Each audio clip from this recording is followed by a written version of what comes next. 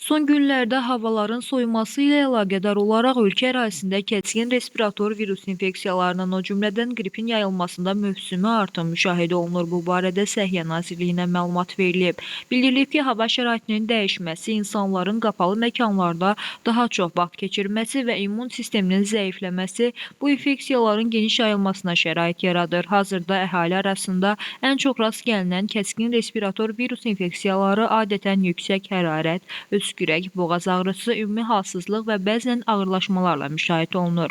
Risk qrupuna daxil olan şəxslər, yaşlılar, xroniki xəstəliyi olanlar, hamilə qadınlar və uşaqlar üçün bu infeksiyalar daha ağır fəsadlara səbəb ola bilər.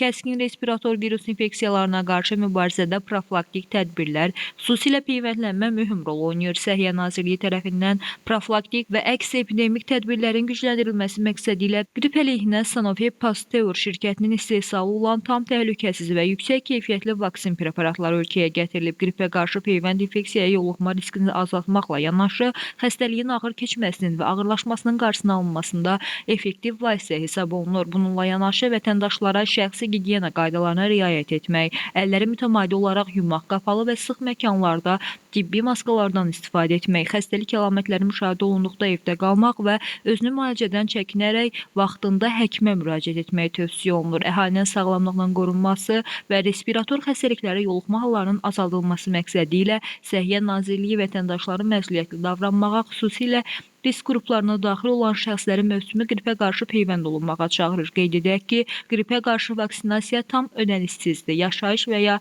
iş yeri üzrə əhaliyə ambulator poliklinik xidmət göstərən dövlət tibb müəssisələrində aparılır.